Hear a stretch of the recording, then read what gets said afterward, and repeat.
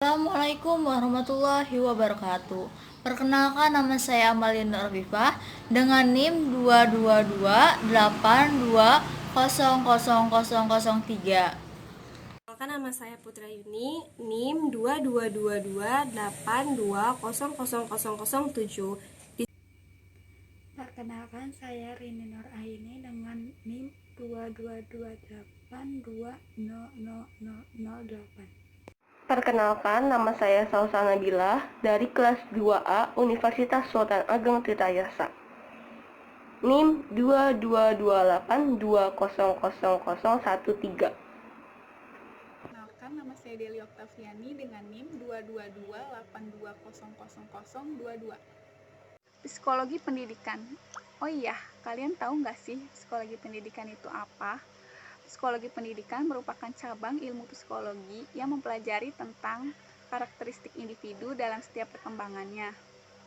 Tujuan dan fungsi psikologi pendidikan yaitu untuk mengembangkan pengetahuan dan metode untuk mempelajari proses belajar mengajar dalam situasi kesehatan yang sesuai dengan tingkat usia dalam lingkungan pendidikan. Dalam dunia pendidikan, ilmu psikologi pendidikan ini sangat dibutuhkan untuk para pendidik. Karena dari ilmu ini kita bisa memberikan stimulasi kepada anak dan anak pun akan berkembang sesuai dengan usianya. Saya di sini akan menjelaskan tentang konsep dasar psikologi pendidikan. Pada hakikatnya, pendidikan adalah proses pembentukan peserta didik. Agar pembentukan tersebut efektif dan berhasil oleh peserta didik, maka pendidik harus memiliki kualifikasi atau kecakapan dalam psikologi pendidikan. Konsep dasar psikologi dalam pendidikan pada umumnya merupakan subdisiplin psikologi yang menyelidiki masalah-masalah psikologis dalam pendidikan yang kemudian dirumuskan dalam bentuk konsep, teori, dan metode sebagai solusi dari masalah-masalah tersebut. Psikologi pendidikan juga menjelaskan karakteristik atau pola pembelajaran yang disesuaikan berdasarkan usia anak, perkembangan kognitifnya. Jika usia peserta didik masih 5 tahun, maka metode pembelajarannya belajar sambil bermain. Begitu juga berusia remaja, maka dapat diterapkan metode diskusi kelompok. Sehingga dengan mempelajari psikologi pendidikan, pendidik akan menyadari dan memahami bahwa peran ia sesungguhnya dalam membuat peserta didik mau dan tahu bagaimana cara belajar, bukan dengan memberikan informasi sebanyak mungkin, melainkan membuat peserta didik menyukai kegiatan mencari informasi sebanyak mungkin. Banyak banget istilah-istilah yang menjelaskan anak usia dini. Ada yang mengatakan bahwa anak usia dini adalah periode kritis, periode kondusif, dan periode masa golden age atau usia emas. Yang perlu di-highlight dari masa ini adalah bahwa jika kita menanamkan nilai yang positif pada anak usia dini, maka akan menghasilkan anak yang positif juga. Jika sebaliknya, jika kita menghasilkan atau mengajari yang negatif, maka anak itu akan ikut negatif juga.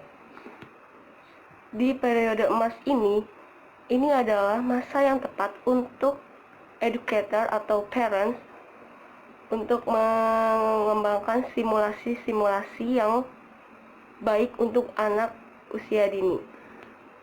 Pada masa golden age, jika diberikan simulasi sebanyak-banyaknya, maka anak akan mengoptimalkan perkembangannya dan pertumbuhannya. Maka dari itu, pada usia ini lagi pesat-pesatnya anak untuk berkembang. Jika diberikan simulasi yang banyak, maka anak akan cepat menangkap dan akan mengaplikasikannya jika dia gede nanti. Pada tahun 1993 dilakukan penelitian oleh Kate Osborne dan teman-temannya. Penelitian ini dilakukan untuk melihat seberapa pentingnya simulasi bagi anak usia dini agar ia mampu mencapai tingkat kecerdasan otaknya dan fisiknya melalui simulasi yang efektif. pada masa Golden Age dapat dilihat dari gambar grafik. Pada usia 0 sampai 7 tahun mengalami grafik yang pesat yang tinggi. Nah, disitulah penting untuk melakukan stimulasi yang optimal untuk anak usia dini. Sedangkan dari usia 7 sampai 20 tahun mengalami perkembangan tetapi tidak signifikan. Maka dari itu, pentinglah untuk melakukan simulasi pada masa Golden Age agar pertumbuhan anak optimal dan berkembang pesat. Tetapi tidak dilakukan secara terus-menerus melakukan simulasi sehingga anak mengalami stres atau depresi. Pada masa Golden Age, anak diberikan simulasi secukupnya sampai anak itu paham dan bisa mengerti. Bukan terus-terusan diberi simulasi sampai anak itu pusing dan depresi. Bukan begitu. Kita harus memahami strategi pembelajaran yang tepat untuk anak usia dini, agar anak usia dini tidak mengalami stres akibat simulasi-simulasi yang terus diberikan oleh oleh orang tua atau oleh guru. Di sini saya akan menjelaskan ruang lingkup psikologi pendidikan menurut Sumanto 2006 dalam pengamatannya tentang buku psikologi. Yang pertama ada pengetahuan tentang psikologi pendidikan, lingkup psikologi, proses-proses tingkah laku, prinsip-prinsip dan teori-teori belajar, pentingnya psikologi pendidikan, pertumbuhan dan perkembangan, hakikat dan ruang lingkup belajar, teknik-teknik pengukuran dan evaluasi, hereditas, sifat dan hakikat kewajiban manusia, faktor-faktor yang mempengaruhi belajar, statistik dasar, pendidikan watak, dan kesehatan mental. Di sini saya akan menjelaskan masa-masa yang dilalui anak usia dini, yaitu ada 5. Yang pertama, masa peka yang sensitif, di mana pada masa ini saat kita menstimulasi anak akan cepat merespon atau cepat menanggapinya. Yang kedua ada masa egosentris, di mana pada masa ini anak lebih egois dan mau menang sendiri dan harus kita turuti kemauannya. Yang ketiga ada masa berkelompok, di mana pada masa ini anak lebih senang bermain bersama teman-temannya.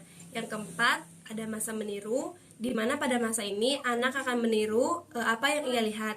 Yang terakhir ada masa bereksplorasi atau penjelajahan, di mana pada masa ini anak lebih sering menjelajah hal-hal baru. Saya Rina Nuraini akan menjelaskan tentang teori psikologi pendidikan. Pertama ada teori behavioristik, yaitu teori psikologi pendidikan. Yang pertama ini menjelaskan tentang pengamatan perubahan tentang tingkah laku yang dipengaruhi peristiwa di luar. Dan teori ini berpandangan bahwa belajar terjadi karena operation conditioning, yaitu jika belajar dengan baik akan mendapatkan hadiah. Kedua ada teori kognitif. Teori ini menjelaskan bagaimana cara mengembangkan fungsi kognitif individu sehingga belajar menjadi maksimal. Dan teori ini berumum dikaitkan dengan proses belajar, karena kognitif sendiri adalah kemampuan mental manusia yang mengamati, melihat, dan menilai. Selanjutnya ada teori humanisme. Teori ini menjelaskan keterlibatan individual peserta didik secara keseluruhan, sebab belajar tidak akan berlangsung jika tidak ada keterlibatan emosional peserta didik. Teori ini menjelaskan bahwa seseorang dapat memilih apa yang ingin dipelajari, mengusahakan dan menilai proses pembelajarannya sendiri, sehingga diperlukan motivasi dari diri sendiri.